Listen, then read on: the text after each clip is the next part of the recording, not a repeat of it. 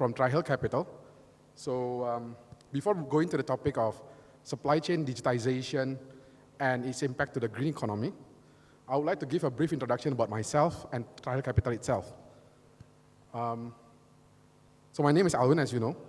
I used to run a construction company focusing on commercial buildings like schools, hospitals, office buildings, as well as industrial projects like factories, petrol stations, back in Tier 2 and Tier 3 cities in Indonesia. This is long before I became a venture investor at TriHill Capital. And a quick introduction about TriHill Capital itself. TriHill Capital is an investment fund. It's a very long-term investor in mainly two asset classes. So the first one is in public equities globally, specifically in the US, China, and Indonesia capital markets. And the second one is venture capital in Southeast Asia, with Indonesia being the key market. And as you can see, we are an investor across the stages. So we are invested across the stages from inception, which is seed stage, all the way to company that is mature and publicly listed in the capital markets in the US, again, US, China, and Indonesia. So this is some of our VC portfolio, again, venture capital in Southeast Asia, covering from seed stage, which is company that are still in early of its inception, to companies with some early proofs of success, and finally, company that is scaling up rapidly, like some of you may know FitHub and Cepat. And we co-invest with marquee investors, blue chip corporates, as well as large financial institutions in Southeast Asia. We invest in the basic building blocks of the economy, which is commerce, logistics, financial services, and consumer.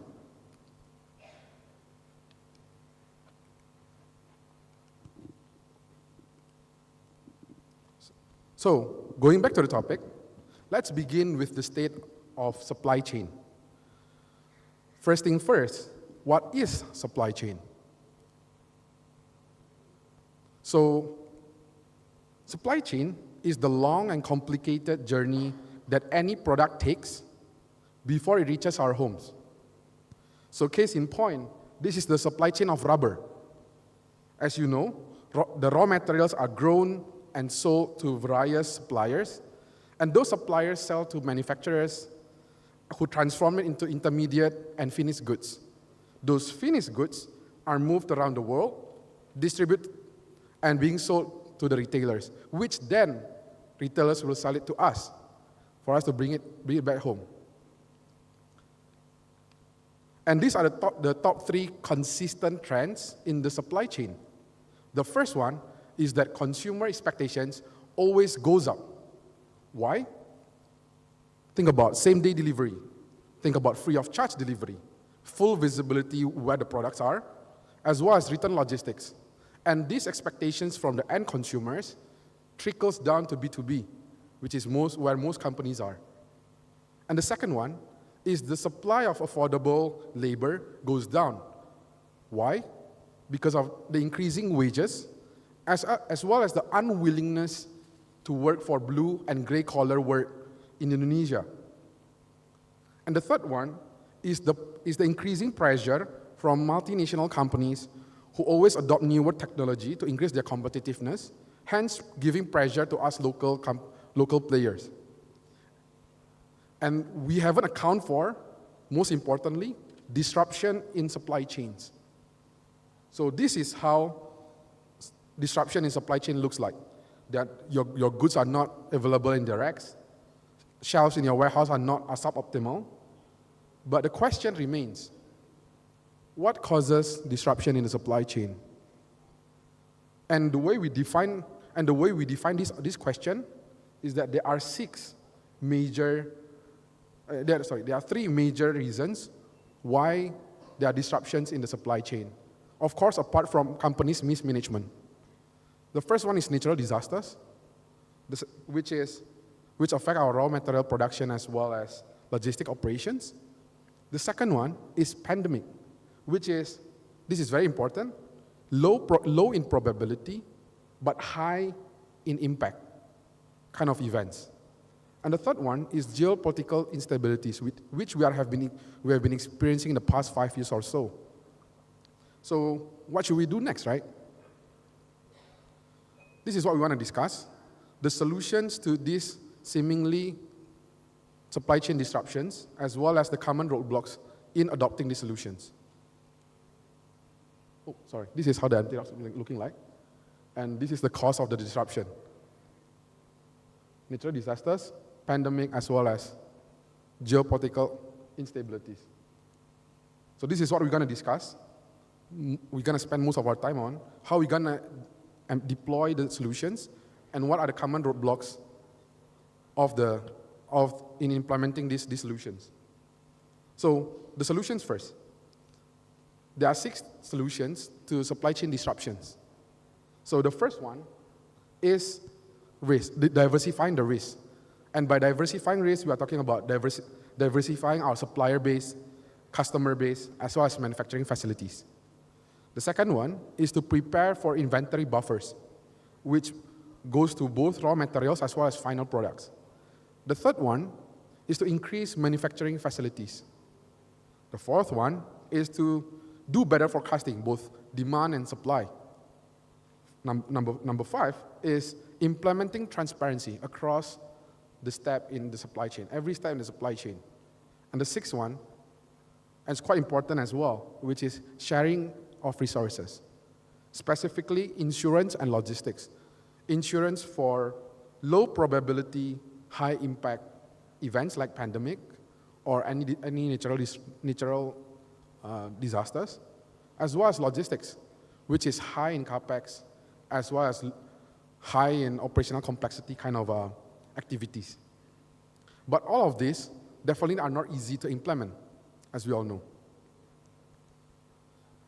As you can see, the top 3 are generally easier to implement, but cost us an arm and a leg, which is very, very expensive. You want to build a new manufacturing facilities for sure, but it is very expensive. And the bottom 3, relatively much cheaper, but it requires hefty discipline. You wanna build transparency, you need to build new processes. You want to implement new processes. All these things requires hefty discipline, but relatively much cheaper. And understanding this, we believe that the bottom 3 are the way to go. Without major increase in capex and working capital, this is how we could build supply chain resilience sustainably. But again, doing new things, bound to have its own challenges. And most of the challenges are internal. As you can see, whenever there are activities and initiatives that require discipline, internal management will always have issues about, the first thing first, there will always be something else that seems to be more important than doing all this. Probably investing in new warehouses, just throwing in people to solve the problems. The second one is unwillingness to adopt new technology, which is very common for corporates, not just in Indonesia, but I think across the region. And the third one is the focus of corporates to always do price war. Instead of building a long-term competitive advantage in the supply chain, whenever there are new competitors, let's cut the price. Again, this is all unhealthy practices that is common in Indonesia today. But I want to take 1 second here. Let us really think this through. Because supply chain, as we all know, is the blood of the company. Just as important as finance, as well as financial budgeting. So, is this not an important of a matter for everyone?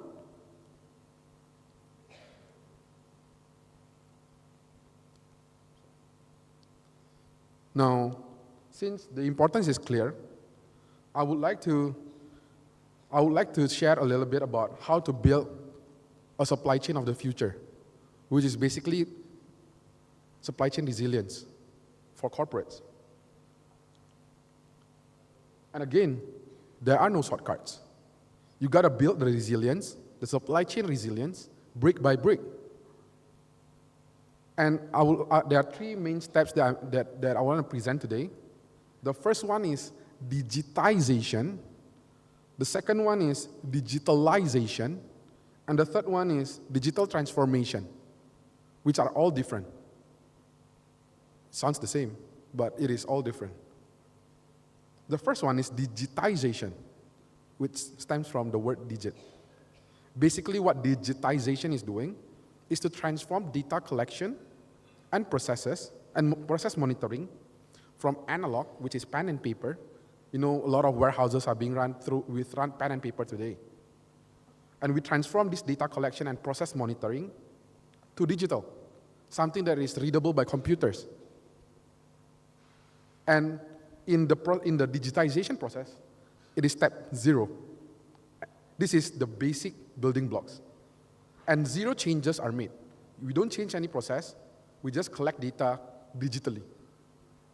So that's step number 1. Step number 2 is digitalization. And what it means is, once we collect history data, rich historical data, we're going to generate insights and make immediate changes in critical activities. Immediate changes, we've got to highlight that. Immediate changes will be something like, let's say, after collecting this historical data, we get to see the way we run our manufacturing facilities are not efficient enough, so we build new processes. Or a simple automation like sending out invoice when delivery order is collected, sending out receipts when the payment has been made. These are all simple automations that could have been done to increase our service level.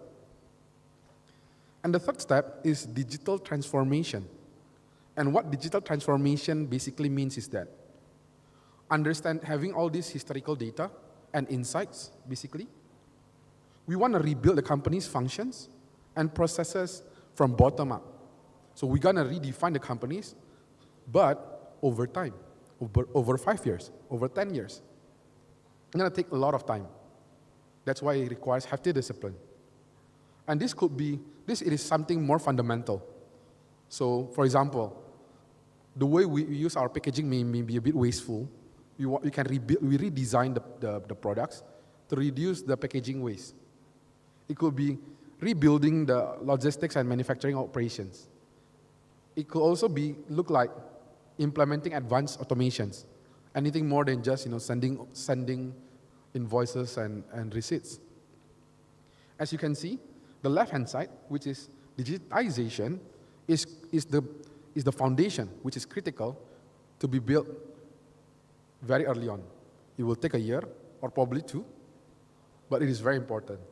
And the right-hand side will be the actual process of building resilience in the supply chain. Understanding this, I'd like to share a little bit how venture capital helps in digital transformation, and again, its impact to the green economy. The simplest way is to invest in the platform of tomorrow. Investing in platform tomorrow, because what venture capital do, what we do is to research industries. We build theses on how the world may work down the road. We assess the company's management, and most importantly, we deploy capital. We deploy our own capital to find models that could work in the world, that could level up small, medium businesses, as well as large enterprises. Because if these companies that we invest on wins, we win. The economy wins as well. So this is where VCs have invested so far, specifically on the supply chain digitization. The first one is commerce platforms. There are many, you see a lot of logos out there, understandable. Not all of them will survive. Most of them will be irrelevant in the next few years. But one thing for sure is that these are companies, there are already successes globally, and we believe that these companies and more to come will be able to support small, medium businesses and large enterprises to build a resilience in supply chain. The first one is commerce platform. This could be B2B marketplaces. This could be manufacturing platforms, quality assurance as a service, or as simple as export-import platform. Number two is logistics service providers. This could be freight forwarders, the new generation of freight forwarders, warehousing companies, as well as last mile delivery. And the last one is digital tools and enablers. Again, this could look like a vertical specific ERPs. This could be analytical tools, sensor and asset tagging, or like telematics from Mastel just now, and supply chain visibility. And all this effort should bring major impact on the green economy because of all the benefits that companies, when they adopt these platforms, they manage to streamline their logistics and manufacturing operations, and so on and so forth. All the benefits on the left-hand side. You see that supposedly the impact on the green economy is clear, which is from improved traceability in the supply chain. Second one is these companies start to adopt more sustainable practices, especially on resource utilization. The third one will be on lessening the carbon emissions overall, the carbon footprints. Why? Because supposedly, again, there are more optimized logistics and wastage disposal. And the last one will be, better monitoring our environmental performance, which is the key highlight for most ESG mandates today. With that, I just want to say that it's a quick highlight on the topic, again, of the supply chain digitization and its impact to the green economy. Feel free to reach out to me later on. It's my pleasure to discuss this more in-depthly with everyone. Thank you.